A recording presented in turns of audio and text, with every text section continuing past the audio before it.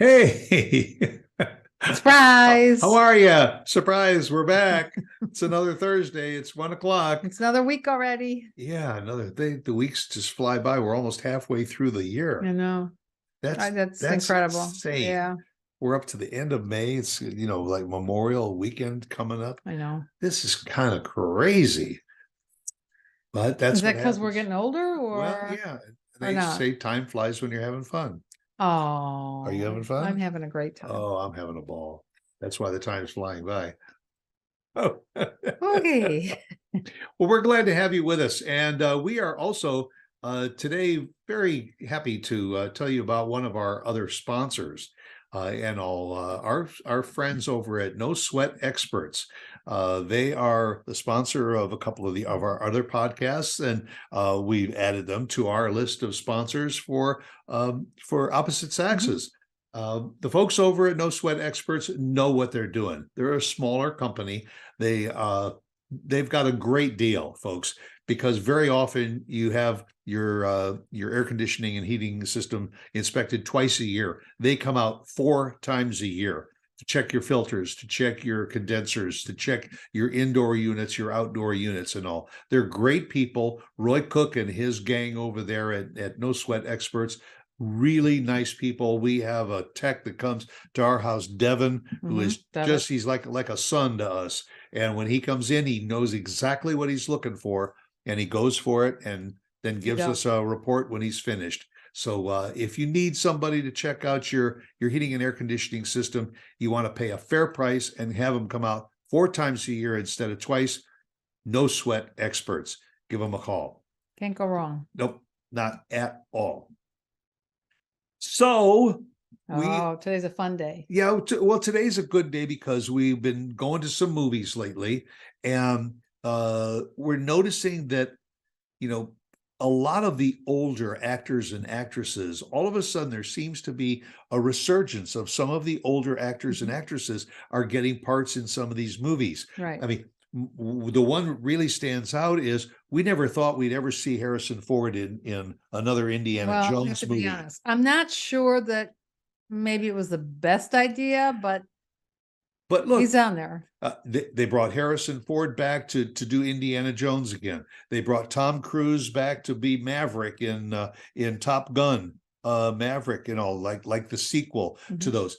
And Hollywood, they do their homework and all, and they feel that some of these actors are not ready to be put out for pasture. Look at Jane Fonda, Rita Moreno. They're in this new football movie. Well, the football movie about Brady, but they've also done a sequel to the divorced ladies club, and brought them back, and these are Diane Keaton is still around, right, doing well. Bette Midler, and all. The thing is, I don't know how you folks feel and all. For me, I will sometimes go to any movie other than a horror movie. I'm not a real fan of horror movies, but of which I will tell you that Jamie Lee Curtis also just won an Oscar this past year for her role in a movie, and she's been around acting for a long time. It was her first. But she has also done a few horror movies, and I have not seen her in many of those, but True Lies and Trading Places were two of the movies that I loved. I loved Jamie Lee Curtis in. But the point that I'm making is that there are certain actors and actresses that I will almost go to see a movie that they're in just because they're in it. Case in point, I understand that. Dustin Hoffman. Yeah. I mean, when you look at the variety of movies that he's been in, from Midnight Cowboy to Rain Man, of which he got an Oscar for that. He's a multi-talented actor. There are so many like him. Clint Eastwood. Good gosh, Clint Eastwood started way, way back in the 60s with some Westerns and all, and he has just, and he's written and directed a lot of his more Now I current think movies. he's just really directing. Yeah. More. But he's writing too. Yeah. And not only does he write the scripts and directs the movies, but in a couple of cases, he has written the theme song. Oh, I didn't realize that. Yeah. What's the one about the car? Gran Torino. Mhm. He wrote the Really? theme song I didn't for Gran know that. Torino. Yeah. That I'm a walking encyclopedia. And the other one that you like is Al Pacino. Al Pacino. Yeah. You love Al Pacino. Everything, you know, when he did through the Godfather trilogy and Scarface, And he's done that, but he's done a lot of really good heavy drama type Yes, he things. has.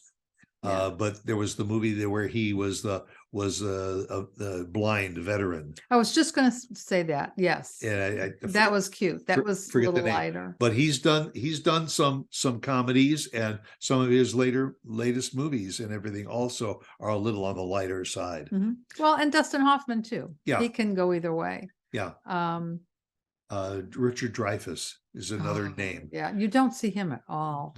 Haven't seen him in quite a while. And on the women's side, I mean, I think I can say for both of us, we'd probably go to see anything Sandra Bullock is in, because she again does some serious stuff, but mostly the lighter side. And Julia Roberts too. Hysterical. I mean, she in where she played the attorney investigating the chemical spill. Oh yeah, that was Julia Roberts. Yeah. Erin Brockovich. Oh man, I mean, that was a tremendously dramatic role, and then she came back and did a couple of comedies. But that's the mark of a good actor. You know where she started out? One of her very first movies, Mystic Pizza. Oh yes. Oh, Mystic Pizza was great. Yeah, I remember. And that was just a fun young role easy. that launched her career. I'm a big fan of Glenn Close. Yes, you are. And her and Meryl Streep, again, very, very accomplished dramatic actresses. And if they're in the movie, I'll go see it. Another one, Joe Pesci. Anything. If he's in a serious role or he's in a comedy, if he's on the bill, I'm gonna go see him. Yeah, and I like Liev Schreiber. Yeah, I like him a lot. Liev Schreiber started off, wasn't he on one of the doctor shows or something? He played a dramatic role, but then he did a couple of lighter movies. Then he became very, very active in television. Yes, he was. Ray Donovan, boy, he was on Netflix. Oh, Showtime. Yeah, Ray Donovan. He was just incredible in that role. I like Jason Bateman. I think he's kind of quirky, kind of cute. He can do either. Light, he's one of those newer age people that you're starting to follow.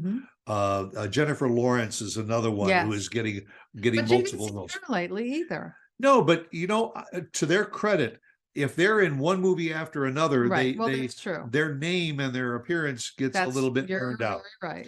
I will tell you who I feel is kind of that way now, and that's Tom Hanks.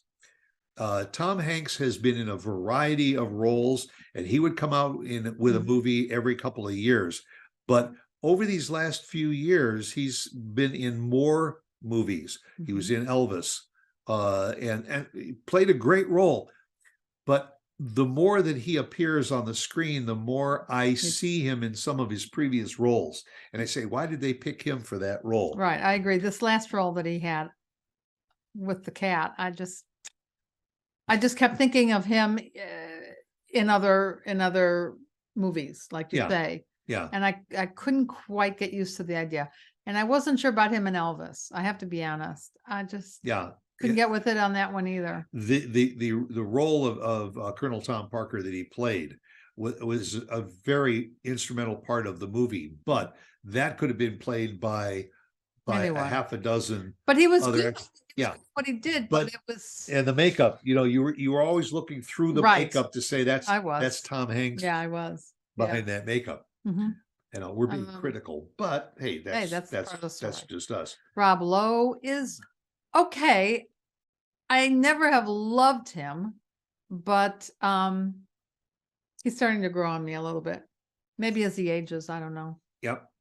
Matthew McConaughey. Oh, yeah. Another one. A Texan. Yeah, and he's been in some very serious stuff. The drug movie that he was in. Yeah. The Dallas. The Dallas Buyers Club.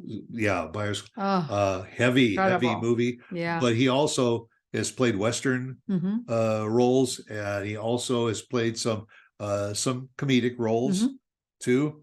Denzel Washington. Excellent. Oh, excellent actor. Again, somebody that can, whatever the role is, he's giving it 110%. You know who's hysterical lately?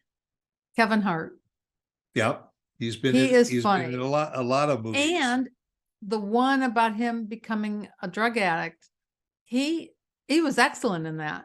You weren't expecting it because he's a comedian at heart. You thought, you know, I don't know whether he's going to pull off this dramatic role, and boy, he did. Yeah, no, he did well. Yeah.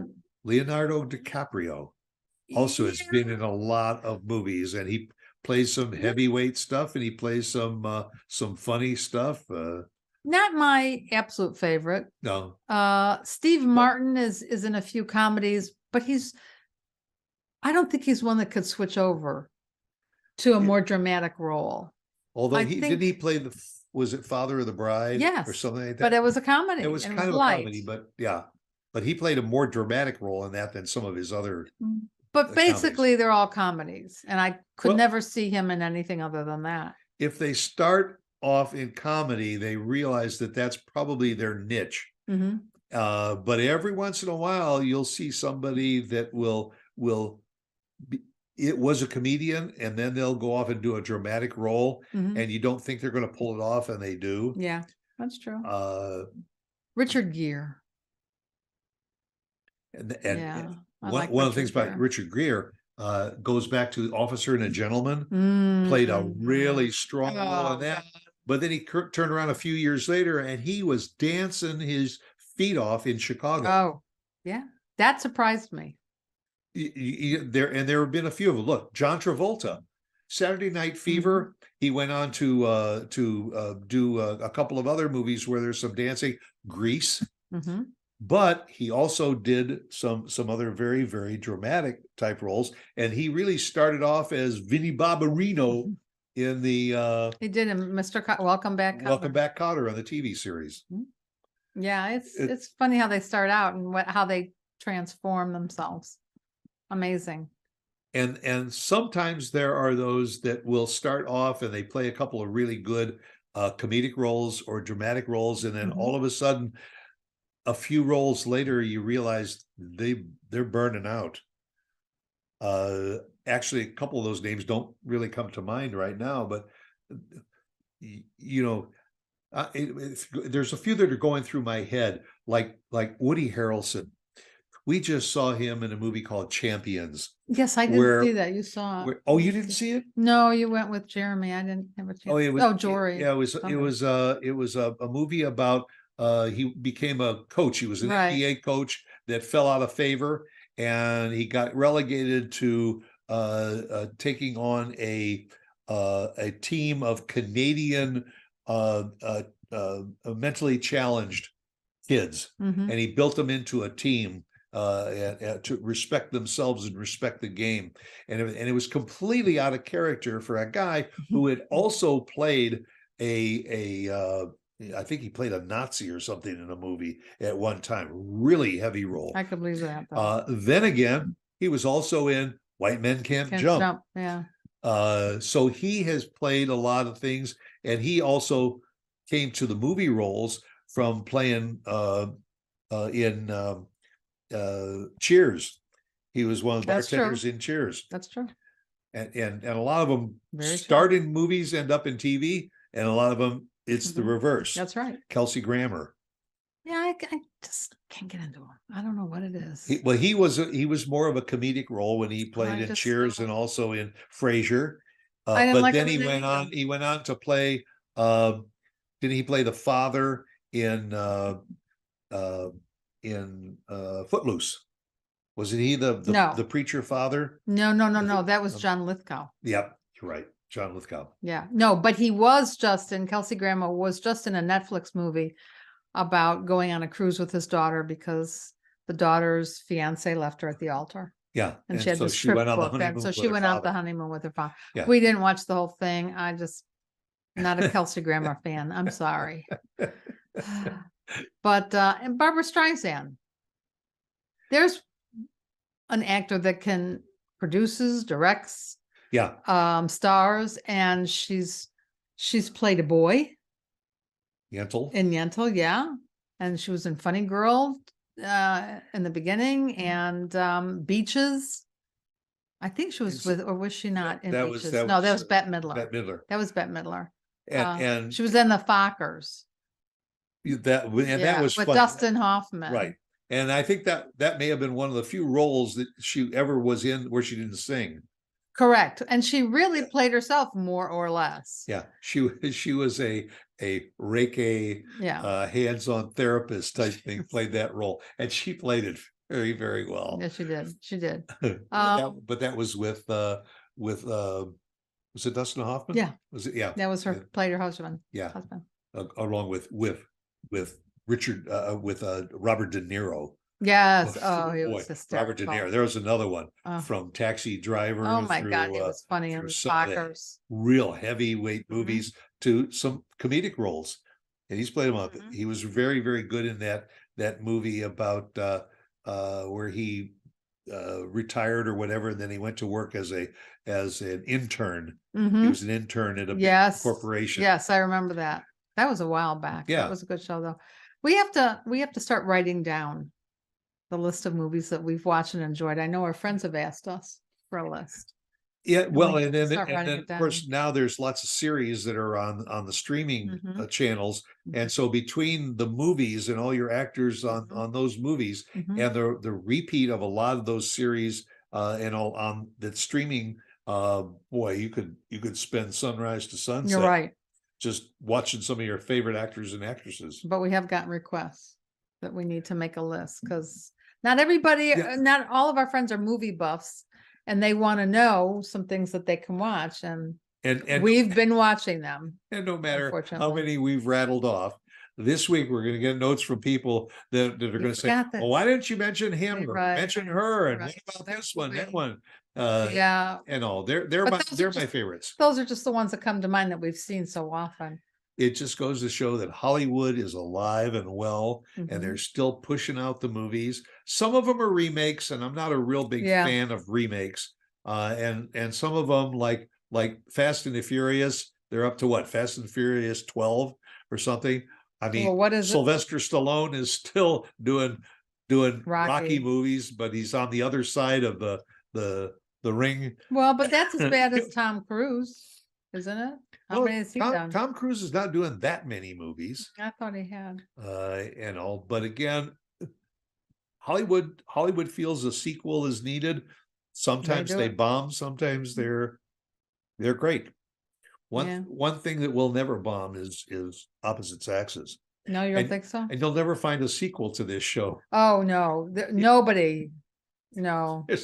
No. Nobody willing to take a chance on remaking this show except us each week. And who could top us? Yeah, can't be. Nobody. Like Bobby Brown said, can't touch this. Can't touch this. So. And with that said, thanks you guys for tuning in again. See you again next week. Bye. Bye.